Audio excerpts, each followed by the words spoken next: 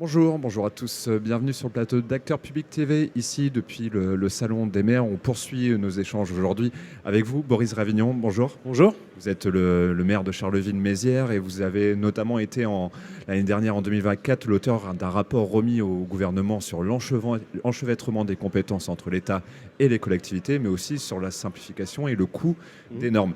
Et dans celui-ci, vous faites notamment un focus sur la simplification des procédures pour libérer l'achat public. Il y a une urgence en la matière ? Oui, parce que je crois qu'on a d'abord un constat qu'il faut poser et peut-être un petit peu prendre le temps de considérer. L'achat public, les règles d'achat public, on n'a jamais contesté leur bien fondé parce qu'elles doivent nous permettre, nous acheteurs publics locaux, mais aussi c'est aussi le cas pour l'État ou pour les hôpitaux, de faire deux choses. D'abord, d'acheter de manière sécurisée. Et donc, être exempt de soupçons de favoritisme, avoir une transparence sur les procédures, ça c'est des choses que nous devons, et c'est même essentiel à la confiance que les entreprises qui jouent le jeu et globalement le système institutionnel doit avoir à l'égard des procédures d'achat public. Et l'autre objectif, c'est d'acheter quand même ce que l'on veut au meilleur coût économique. Donc c'est pas forcément le moins disant, pas forcément le moins cher, mais c'est en tout cas le meilleur rapport qualité-prix. Ces deux objectifs-là, qui sont les objectifs traditionnels, ont été, au fil du temps, finalement, se sont vus adjoindre d'autres objectifs. On a demandé aussi à la commande publique, motif que ça représente des montants très importants, de participer à la transition écologique. Donc on a rajouté des objectifs environnementaux. Là encore, tout ça n'est absolument pas contestable, mais on va voir qu'au bout du compte, quand on ajoute des objectifs et qu'on a toujours qu'un seul outil, ça peut commencer à devenir compliqué. Je crois que c'est le cas. Je disais l'environnement, mais on a aussi, la plupart des élus le savent, puisqu'on passe parfois des procédures spécifiques pour faire travailler des entreprises d'insertion, des entreprises qui font travailler des personnes handicapées. Donc il y a des objectifs sociaux, environnementaux, en plus des objectifs économiques et des objectifs juridiques. Ça commence par faire beaucoup, je crois, d'objectifs pour finalement un seul corpus. Et c'est ce qu'on constate, c'est qu'on a aujourd'hui probablement du mal à atteindre ces différents objectifs. Et c'est pas un constat qu'on a simplement fait dans la mission, parce que nous, on a allé regarder les coûts de procédure pour les collectivités, on a essayé d'estimer ce qu'étaient les coûts pour les entreprises, mais on a aussi lu ce que la Cour des comptes européenne dit, par exemple, de ce cadre européen. On est, nous, Français, pas les seuls à être dans ce cas-là. Et donc, on a aujourd'hui un constat qui est qu'on a une commande publique qui finalement continue à bien atteindre l'objectif de sécurité. On peut discuter, et ça commence à être problématique, de savoir si on achète toujours au meilleur prix, au meilleur coût, et si finalement, parce qu'on réduit l'intensité concurrentielle, qu'on a un peu, en raison des coûts, de la complexité, des entreprises qui ne participent plus à la commande publique, moins de concurrents, on a quand même le soupçon que ça puisse faire monter les prix. Et puis, sur les aspects environnementaux et sociaux, en fait, on a des collectivités qui le font, d'autres qui ne le font pas. Et il y a encore une assez grande diversité aujourd'hui sur le sujet. Donc, on doit, à mon avis, réexaminer notre corpus de règles pour se demander si elles sont toujours efficaces, elles atteignent toujours les objectifs qu'on veut, et si elles sont efficientes, c'est-à-dire si vraiment le coût qu'elles infliquent pour ceux qui participent, pour les communes, les départements, les intercommunalités, les régions, aujourd'hui est correctement mesuré. Et vous parlez de sécurisation juridique, cet objectif est atteint, mais derrière tout ça, il y a le coût des procédures. Et dans votre rapport, vous faites notamment une évaluation. Où en est-on à peu près ? Oui, alors on a fait un échantillonnage de collectivités de différentes tailles, plutôt du bloc communal et départemental.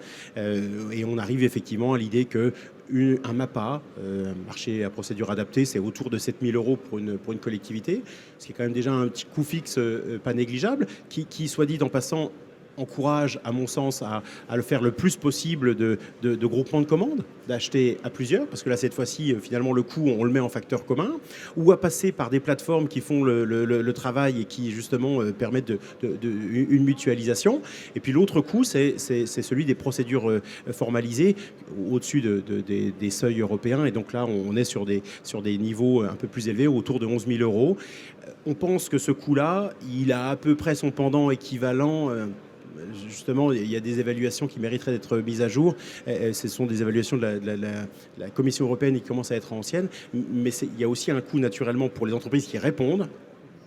Et on pense que ce coût, il a plutôt eu tendance à augmenter, que la complexité perçue par les entreprises, c'est un peu comme la température réelle et puis la température perçue, mais que la complexité perçue par les entreprises aujourd'hui est assez élevée. Et donc, enfin, je crois quand on connaît des élus, on sait qu'on rencontre aussi parfois des entreprises qui nous disent: ah, la commande publique, moi, jamais. C'est pas pour moi, trop compliqué, je veux plus y aller. Et ça c'est une vraie difficulté structurelle parce que ça veut dire qu'il y a moins de concurrence et donc moins de gens qui vont répondre. Et là encore, la Cour des comptes l'observe. On a une progression entre 2014 et 2020 du nombre de marchés où il n'y a plus qu'un seul candidat.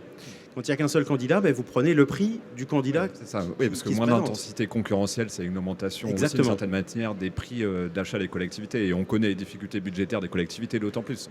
Tout à fait, oui. Donc je pense qu'on arrive à un point où il nous faut réexaminer le rapport entre les normes que nous avons posées, qui sont posées probablement au niveau européen, mais au niveau français, on peut aussi avoir ce travail-là par rapport donc au coût qu'elles représentent et à l'intérêt économique qui est le leur.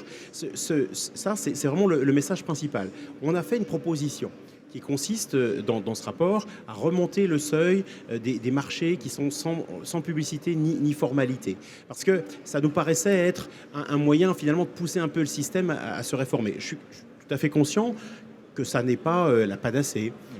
Mais c'est normalement réservé à de petits marchés. On était à 25 000, on est passé aujourd'hui à 40 000 pour les prestations et les biens, et on est pérennisé à autour de 100 000 pour les travaux. Je pense qu'on pourrait aller un tout petit peu au-delà.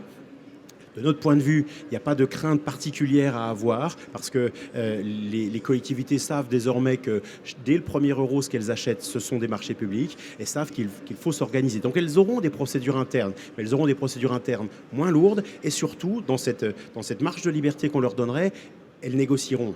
Et ça, c'est aujourd'hui une des vraies faiblesses de notre système qui encourage quand même et qui permettent très peu une phase de négociation entre le fournisseur et l'acheteur.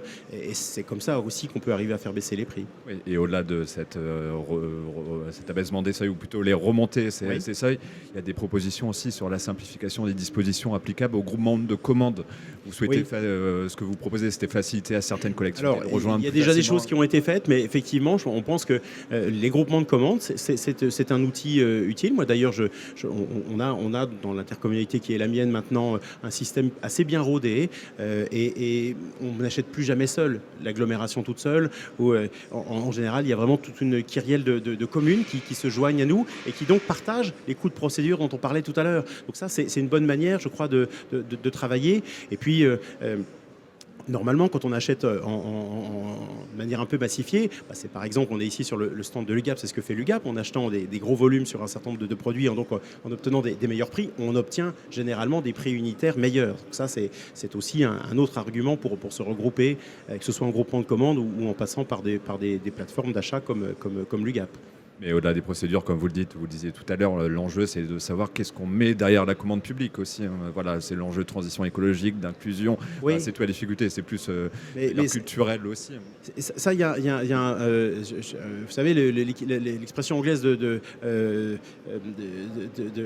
une pierre deux coups, c'est de tuer deux oiseaux avec un seul caillou. On est en fait dans la situation où on a un seul corpus de normes, la commande publique, qui veut atteindre maintenant au moins 4 objectifs. Un objectif de sécurité juridique, un objectif de rationalité économique des achats, un objectif environnemental, un objectif social. Il y a un moment, je crois que c'est trop. Et je pense qu'il faut qu'on réexamine. Il y a d'excellentes raisons de participer à la transition écologique, mais est-ce qu'il faut absolument qu'on impose systématiquement des clauses environnementales dans les marchés? Je ne suis pas certain que ce soit très efficace et je ne suis pas certain que ça ne fasse pas perdre de vue quand même ce que sont les objectifs premiers des règles de l'achat public.